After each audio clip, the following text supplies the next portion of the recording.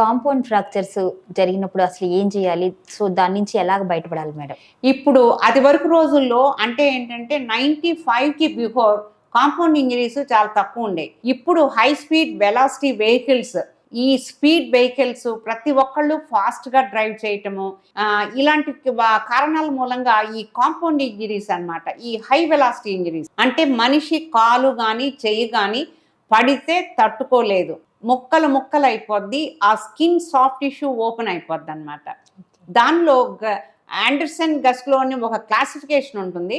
ఆ క్లాసిఫికేషన్లో 4 స్టేజెస్ కింద డివైడ్ చేసి ఏబిసిడి గ్రేడ్స్ కింద ఈ 2 సెంటీమీటర్స్ స్కిన్ లాస్ ఉంటే ఎంత ఉంటుంది, 2 to 5 సెంటీమీటర్స్ స్కిన్ ఓపెన్ అయితే ఎంత ఉంటుంది, మోర్ దాన్ 10 సెంటీమీటర్స్ ఓపెన్ అయితే ఎలా ఉంటుంది, తర్వాత బోన్ ఎంత ఎక్స్పోజ్ అయితే ఏం చేయాలి, తర్వాత న్యూరోవాస్కులర్ బండిల్స్ నరాలు ఆర్టరీస్ ఇవి కట్ అయితే ఏం చేయాలి, ఇలా క్లాసిఫికేషన్స్ ఉంటాయన్నమాట. సో ఏంటంటే ఈ కాంపౌండ్ ఇంజరీస్ ఒక డాక్టర్ దగ్గరికి వెంటనే ఒక పెద్ద హాస్పిటల్కే వెళ్ళాలి. చిన్న హాస్పిటల్లో కష్టం కాంపౌండ్ ఇంజరీస్ ట్రీట్ చేయటం. వెంటనే థరో వాష్ ఇవ్వాలి. తర్వాత యాంజియోగ్రామ్ చేస్తే ఇంకా మంచిది, మనకి వాస్కులర్ సప్లై ఏంటి అనేది తెలుస్తుంది.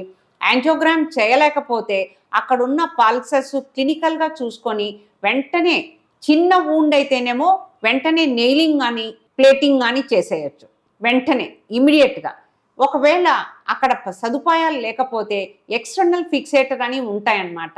ఎక్స్టర్నల్ ఫిక్సేటర్ వేసి దానికి యాంటీబయాటిక్ వాడుకొని ఆ టిష్యూ ఏదైతే బోన్ ఓపెన్ అయిందో అక్కడ టిష్యూ కవరేజ్కి ఫ్లాప్స్ ఉంటాయి, స్కిన్ గ్రాఫ్టింగ్స్ ఉంటాయి, అవి చేసుకొని సాఫ్ట్ టిష్యూ కవరేజ్ అయిపోయిన తర్వాత definitive procedure like nailing plating చేసుకోవచ్చు. ఇప్పుడు మంచి ఎక్స్టర్నల్ ఫిక్సేటర్స్ వచ్చినాయి, ఇలిజరో ఫిక్సేషన్స్ వచ్చినాయి.